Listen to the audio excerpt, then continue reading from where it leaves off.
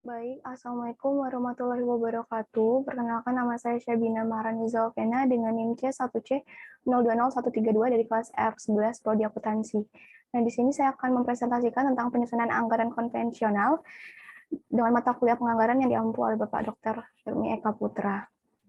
Baik, untuk yang pertama, pokok bahasan di sini ada pengertian anggaran konvensional, pengertian pengharga pokokan penuh dan variabel, perbedaan pengharga pokokan penuh dengan pengharga pokokan variabel, pengertian biaya variabel dan biaya tetap, lalu ada metode pemisahan biaya semi variabel, dan yang terakhir kelemahan dan kelebihan anggaran konvensional. Untuk masuk pada materi pertama, di sini ada pengertian dari anggaran konvensional. Nah, sistem anggaran konvensional adalah suatu cara menyusun anggaran yang tidak didasarkan atas pemikiran dan analisa rangkaian kegiatan yang harus dilakukan untuk mencapai tujuan yang telah ditentukan. Nah, di sini terdapat dua ciri utama dalam pendekatan ini, yaitu yang A, cara penyusunan anggaran yang didasarkan atas pendekatan incrementalism, dan B, struktur dan susunan anggaran yang bersifat line in time. Lalu, adapun pengertian pengharga pokokan penuh dan variabel. Nah, metode pengharga pokokan tradisional atau traditional costing atau pengharga pokokan konvensional terbagi atas metode pengharga pokokan penuh dan metode pengharga pokokan variabel. Nah, metode pengharga pokokan penuh atau full costing sini disebut juga dengan metode pengharga pokokan fungsional atau functional costing karena dalam metode ini biaya beban digolongkan berdasarkan fungsi yang terdapat dalam organisasi. Contoh, pada fungsi produksi atau pabrik, terdapat biaya pabrik yang menjadi tanggung jawab manajer pabrik, dan pada fungsi penjualan terdapat biaya penjualan yang menjadi tanggung jawab manajer penjualan atau manajer pemasaran. Nah, di sini pada fungsi umum terdapat biaya administrasi dan umum yang menjadi tanggung jawab manajer umum. Lalu metode pengharga pokokan variabel atau variable costing yang disebut juga dengan metode pengharga pokokan langsung atau direct costing, dan metode ini biasanya hanya digunakan pada accounting manajemen atau manajemen accounting.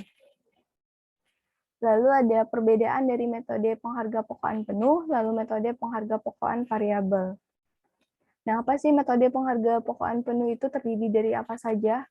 Yang pertama, ada harga pokok produk meliputi biaya bahan baku, biaya tenaga kerja langsung atau BTKL, variabel dan tetap, serta biaya overhead pabrik atau BOP, variabel dan tetap. Lalu biaya periode adalah seluruh biaya yang bukan biaya pabrik, biaya bahan baku, biaya tenaga kerja langsung, dan biaya overhead pabrik. Nah, yang ketiga, jualan dikurang harga pokok produk terjual adalah laba kotor. Yang keempat, biaya digolongkan berdasarkan fungsi organisasi, yaitu biaya pabrik, biaya penjualan, serta biaya administrasi umum. Lalu digunakan untuk akunting keuangan dan akunting manajemen. Dan yang terakhir, dari segi anggaran hanya digunakan untuk menyusun anggaran tetap. Lalu ada pula perbedaan pada metode pengharga pokokan variabel. Nah, di sini terdiri dari yang pertama, harga pokok produk hanya meliputi biaya bahan baku. Yang kedua, biaya periode adalah seluruh biaya tetap, baik biaya tetap yang terjadi di pabrik maupun yang terjadi di luar pabrik. Lalu jualan dikurang harga pokok produk terjual adalah margin kontribusi kotor, dan yang terakhir biaya digolongkan berdasarkan sifatnya atau berdasarkan kaitannya dengan volume kegiatan, yaitu biaya variabel dan biaya tetap. Lalu biasanya digunakan untuk accounting manajemen, dan yang terakhir, dari segi anggaran dapat digunakan untuk menyusun anggaran variabel dan anggaran tetap. Nah, adapun pengertian biaya variabel dan biaya tetap. Biaya variabel atau variable cost adalah biaya yang jumlahnya berubah sebanding dengan perubahan volume kegiatan, tetapi biaya variabel per unit tetap walaupun volume kegiatan berubah. Biaya bahan baku dikatakan biaya variabel karena besar kecilnya biaya bahan baku ini dipengaruhi oleh perubahan volume kegiatan produksi. Nah, bila volume kegiatan produksi ini meningkat, maka biaya bahan baku juga akan meningkat. Dan sebaliknya, bila volume kegiatan produksi menurun, maka biaya bahan baku juga menurun. Lalu, biaya bahan pembantu dan biaya pernik atau supplies. Nah, pabrik merupakan biaya overhead pabrik yang termasuk biaya variabel, sedangkan biaya penyusutan atau depresiasi pabrik merupakan biaya overhead pabrik yang termasuk biaya tetap.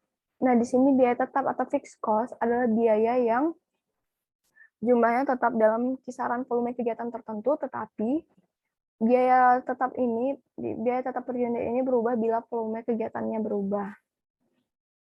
Nah, metode pemisahan biaya semi variabel di sini ada 5. Yang pertama, metode perkiraan langsung, lalu yang kedua, metode biaya terjaga, metode korelasi, metode titik tertinggi dan terendah, lalu yang terakhir metode unit ekuivalen produk.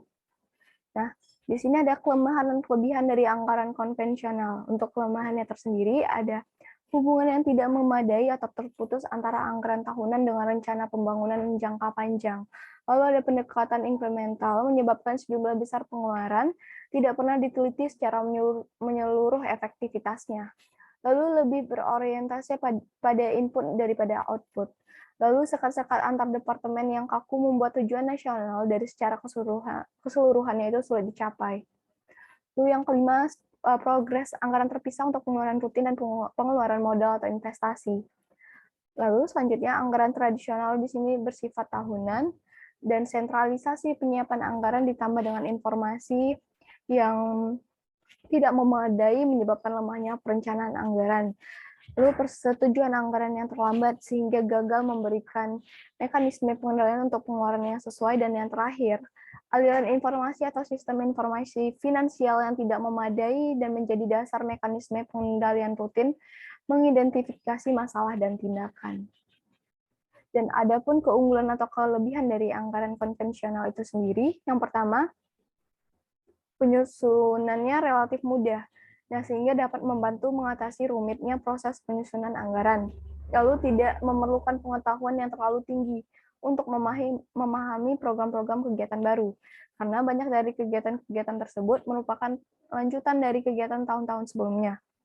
Serta yang terakhir, dengan menggunakan cara penyusunan ini, maka wilayah perselisihan menjadi sempit sehingga dapat mengurangi kemungkinan terjadinya konflik antara unit-unit yang berkepentingan terhadap anggaran.